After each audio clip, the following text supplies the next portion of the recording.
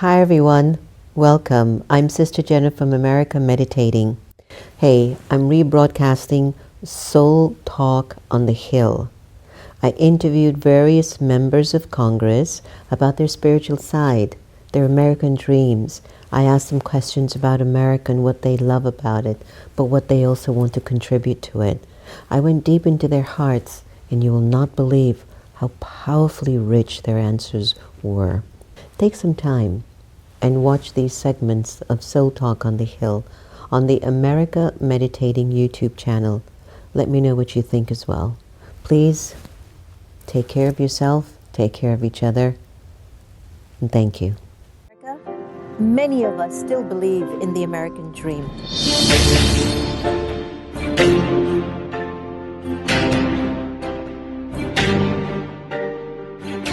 But why are we still not happy? Why are we struggling to own our own home, to find a job? Do we still have faith that our government representatives have a heart?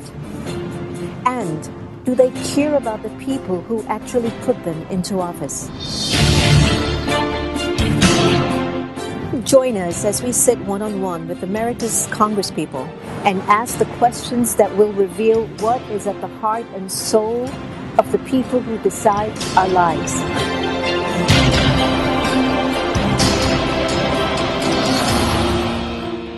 Hi, I'm Sister Jenna. Let's do Soul Talk.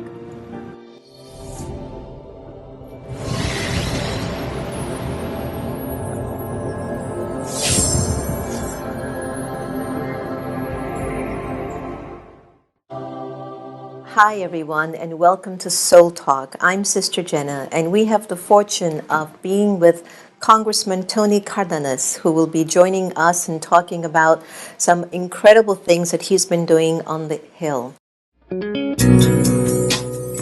Congressman Tony Cárdenas. Today he's the first Latino elected to represent the San Fernando Valley in California. He currently sits on the House of Representative Natural Resources and Budget and Oversight and Government Reform.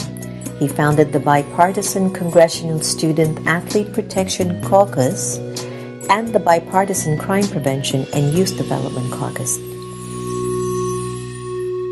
As you know, I'm very passionate about finding politicians and leaders in this great country to get to the heart of the matter, but to also showcase their hearts to the public.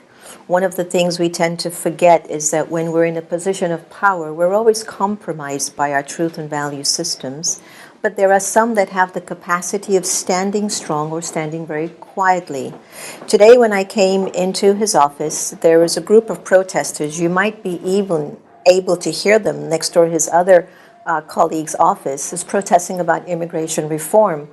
One of the things I came to find out is that they didn't even realize that the congressperson that they're there protesting actually said they were going to support them and help them. So, I think it's so important for our nation to really become a little bit more invested in understanding the work behind the walls on the Hill.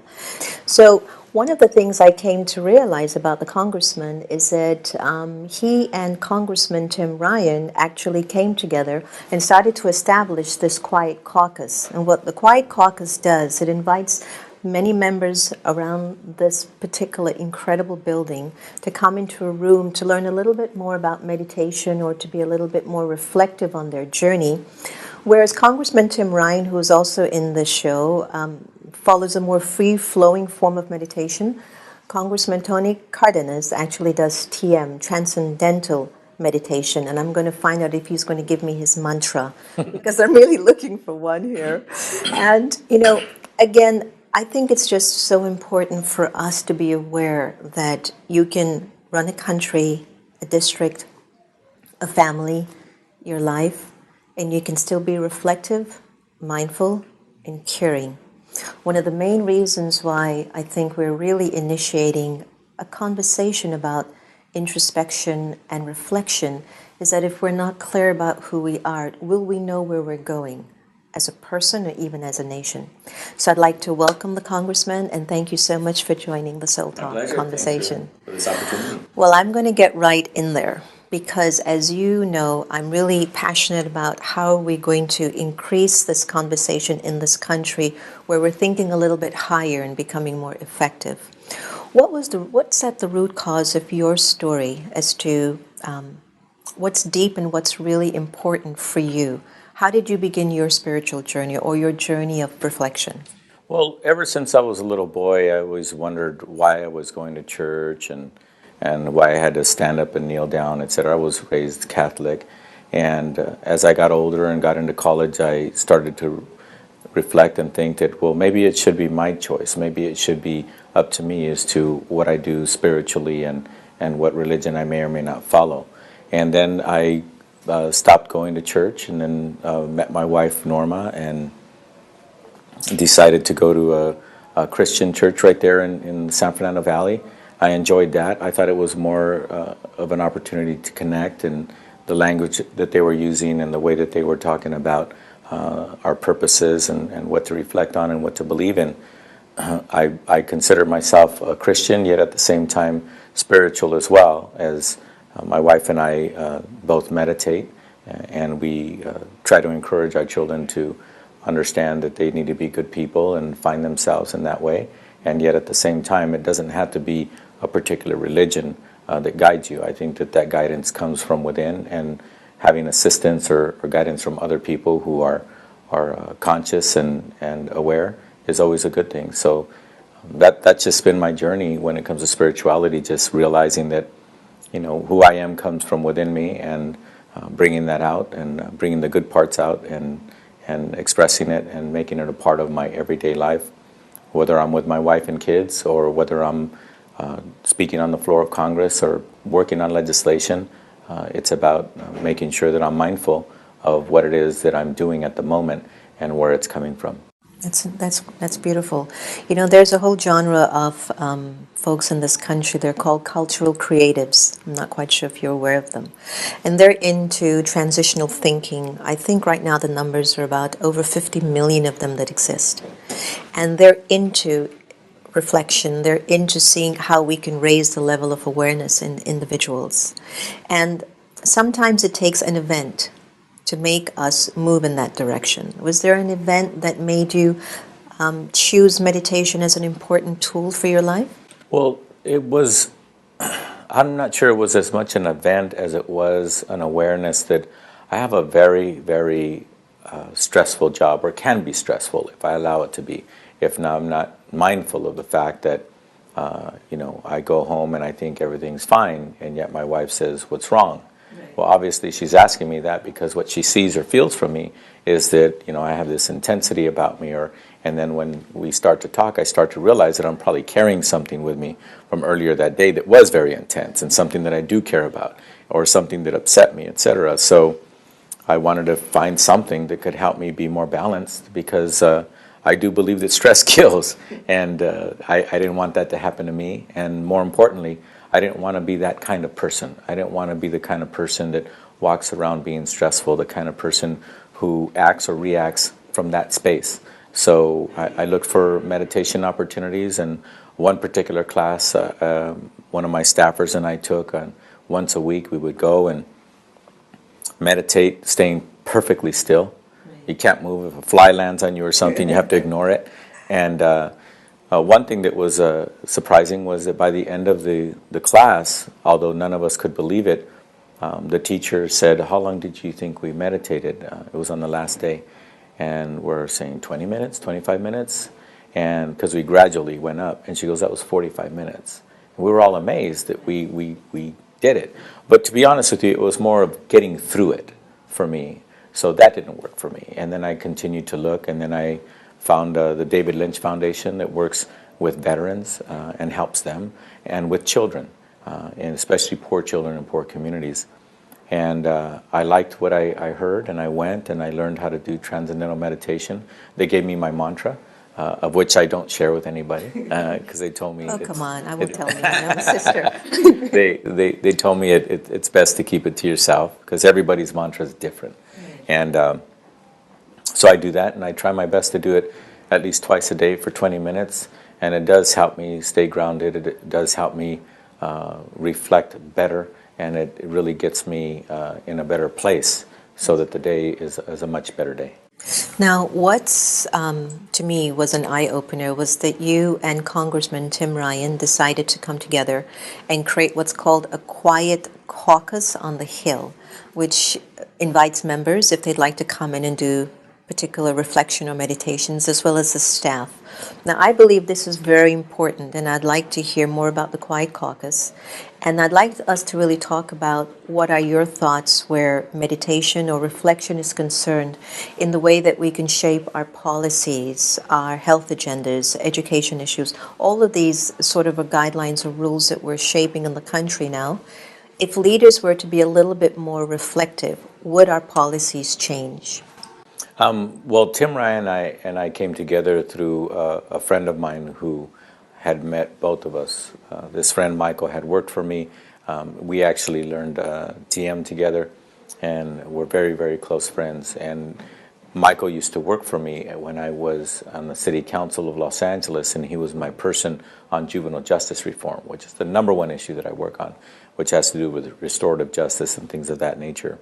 So Tim Ryan and I met in Los Angeles when he was visiting Los Angeles, and we hit it off and became fast friends. And in that one meeting, we decided to start the Quiet Caucus. And every Monday, usually Monday, on the first day that we're back for legislating, we try to get together in a quiet space that we actually have. It's a little chapel here in the Capitol, literally inside the dome, where we get together with any of our colleagues who'd like to join us and do a half hour of quiet time.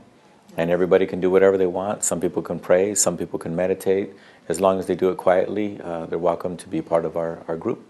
And the purpose of it is to help us start the week in a very much better way, coming from a better place.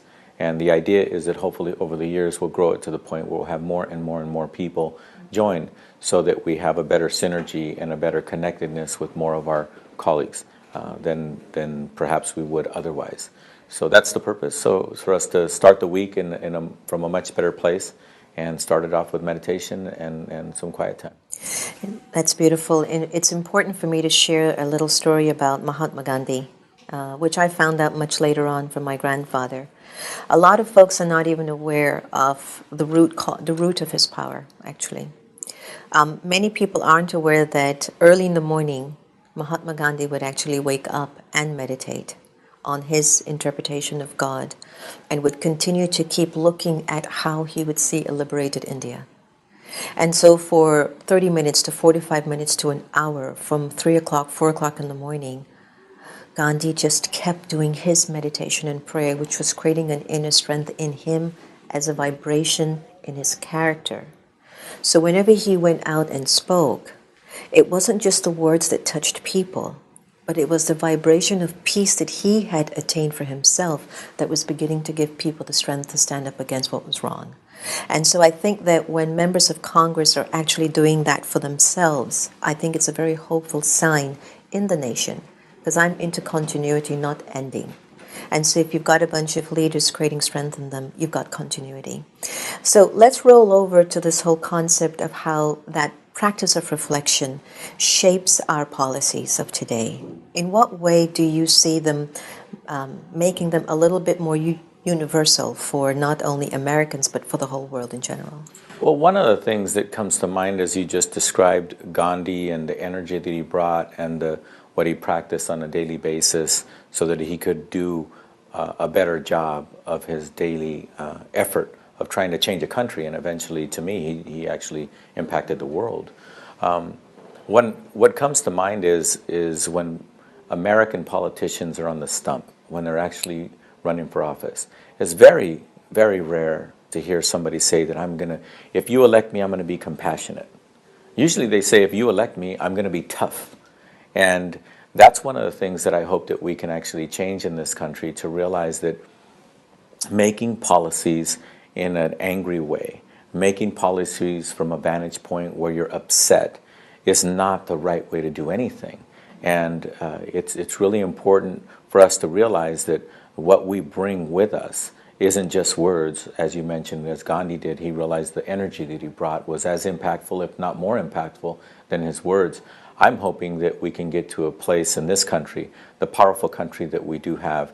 More people on this planet are either dreading what Congress decides to do and the President of the United States, or they're hopeful that we'll do things that will impact them in a good way. And to me, it's unfortunate that not enough of us in Congress actually try our best to make sure that we're carrying the right kind of energy with us when we're making policy, when we're speaking, when we're interacting with others. And that's the Congress that I'd like to see going forward, a Congress that is more compassionate, a Congress that is not embarrassed to use that word, a Congress that is actually more loving and caring, a Congress that when you see 50,000 children come to our borders, we don't think of insecurities of how we can't handle it or that we're overwhelmed.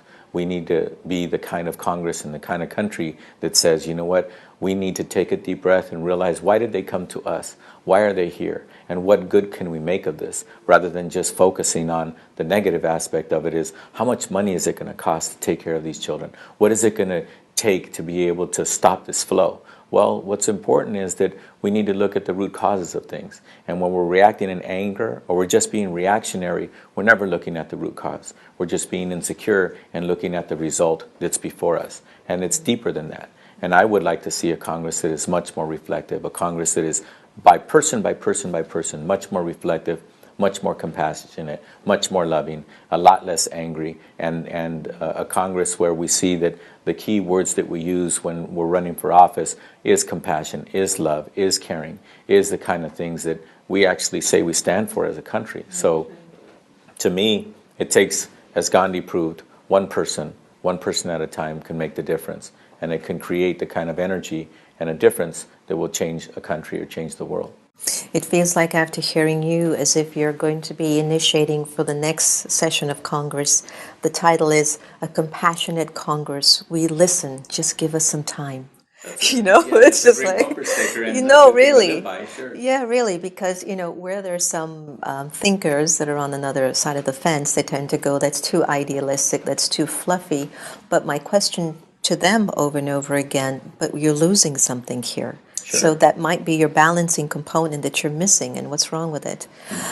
Is this all about consciousness? Is this all about the ability for people to think outside of their realm, of their little comfort zones, outside of the box? And if I were to ask you, what's your definition of consciousness, what would you say? My definition of consciousness is to be reflective and patient, and to learn how to have faith, or a more common word is trust. Trust that it's going to be okay. Trust that you can handle it. Trust that you'll make a difference in a good way, etc. Those kinds of things. So consciousness to me is I think of what's inside of me.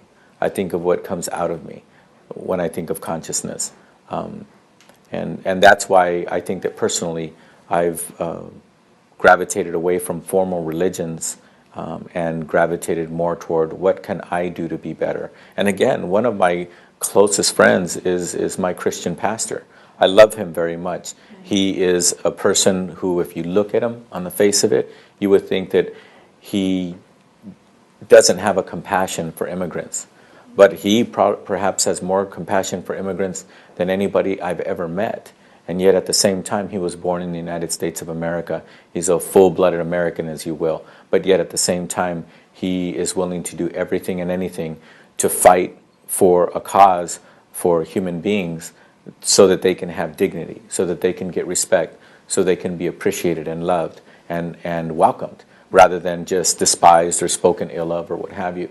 So consciousness to me is seeing that in a person, to see that exude out of a person. And I just hope and pray that every single day I can be that kind of example. That's beautiful. What matters to you the most, Congressman? I think about my family every day. Like when I'm up here, they're not here. I pray for them. I wish for them the best. I hope that they're happy and that they're safe and that they're growing in a good way.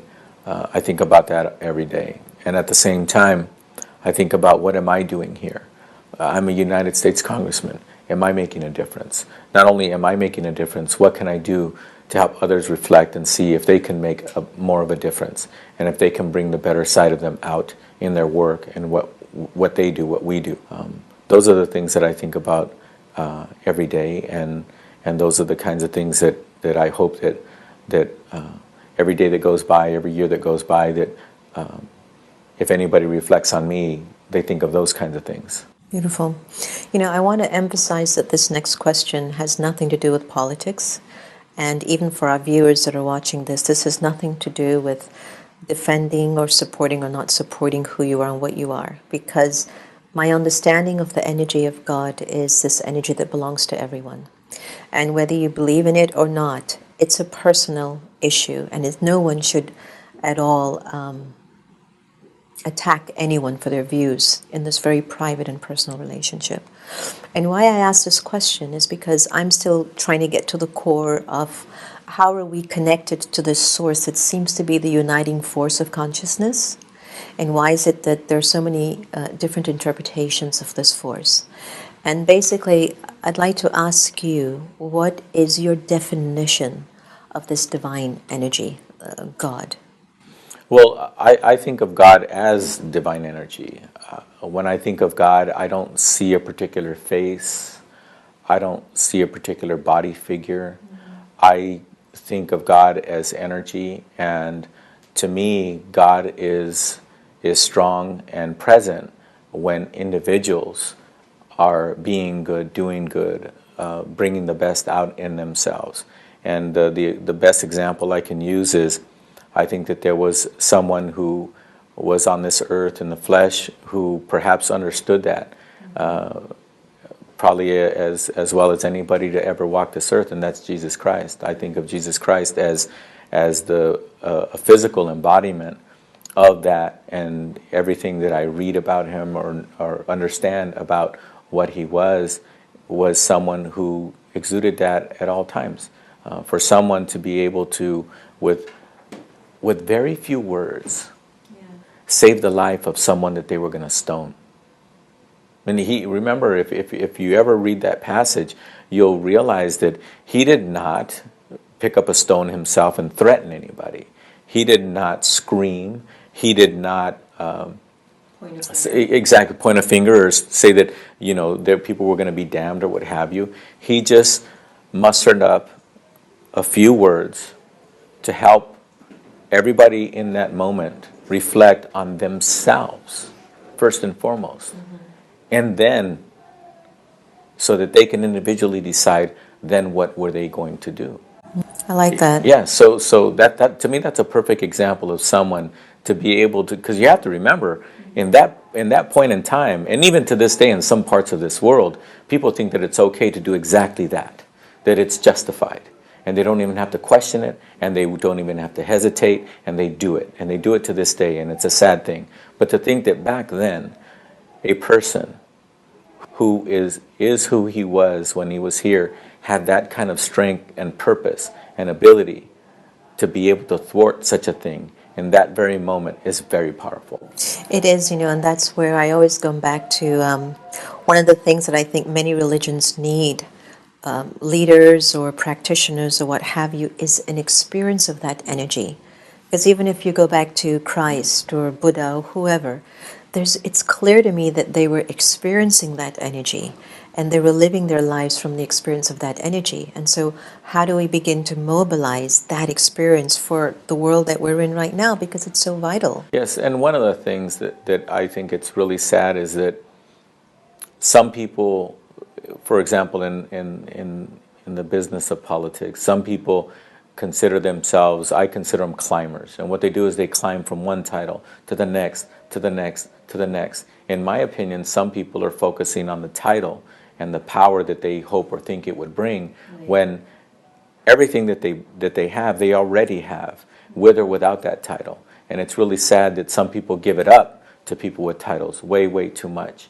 And I don't think that's healthy. I think as individuals, whether we're voters or constituents or what have you, we shouldn't be automatically giving something up to somebody just because they have a certain title. What we should be doing is looking to that person and helping to challenge them to be the best person that they can be, so they can be that kind of representative that is compassionate, that is caring, that is someone who actually has very just results from their everyday work. And that, to me, is a leader.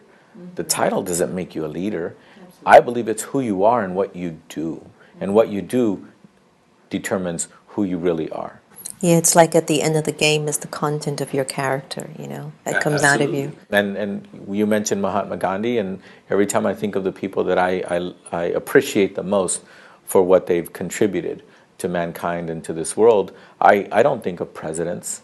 I don't think of prime ministers or kings or queens. I think of Mahatma Gandhi. I think of Martin Luther King. I think of Cesar Chavez. People who, when you look at the pinnacle of their movement and what they brought themselves to do, it wasn't about them.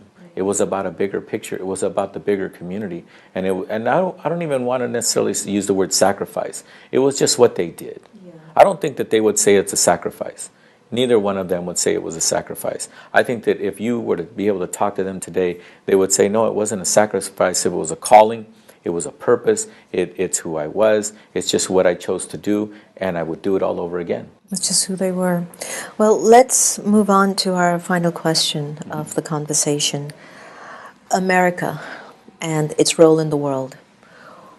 When you come into the office every morning, and you even go to your other area in your 29th district, back to California, what is that perfect vision that you hold for this country? Like every little thing that you choose to do, it's adding the ripple towards this vision that I think we all try to come into to put together.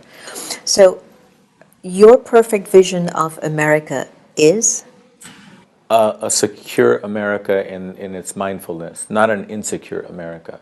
A secure America and understanding that we are very blessed with tremendous resources as a country. We have a spirit overall about us in this country that we are in fact very giving.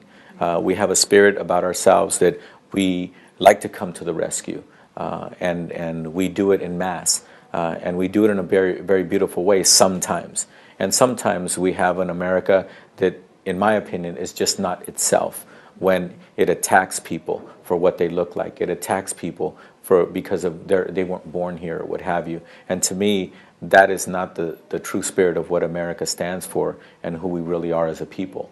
So I would love to see America start to realize and reflect and understand that we are more powerful when we're giving. We're more powerful when we're understanding. We're more powerful when we're compassionate. And we're much, much more powerful when we're not pointing a weapon at someone. We're much, much more powerful when we're using who we are as good people to heal the world, to help heal ourselves, and just to be a better place and a better influence on the entire planet. That's beautiful. There's a saying that peace is not really passive, it's actually quite powerful. When you look at a lake and it's still, and you can see a reflection in it, it's like you can get to the depths of it. But if it's disturbed, then it doesn't seem as powerful as it is when it's still. Congressman Tony Cárdenas, thank you so much for your wisdom, for the work that you're doing on the Hill. And I know that you were elected one of the 50 most beautiful members of Congress. So I'm very honored to be with you, and I'm glad that I'm a sister. Yes. But hey, I want to thank you for just your heart. You show up in a very genuine way. And your areas and issues in immigration and all these other areas, or animal cruelty, I know is a big thing that you've worked on. And you are working with juvenile delinquents and many other things here. The fact that you're bringing in contemplation or reflection speak volumes that you are a man of honor and meaning. And we would like to thank you for that. And thanks for serving the country. Yes, you're welcome, and thank you for this opportunity to share with you and for you to share with me. Thank you so much. Thank you. So thank you for joining us for another episode of Soul Talk. We just had the fortune of sitting with Congressman Tony Cárdenas, who's talked about God, consciousness, his vision for a perfect America. One thing that stood out for me, your consciousness comes from inside of you, not from the outside. Thank you for tuning in. Take care.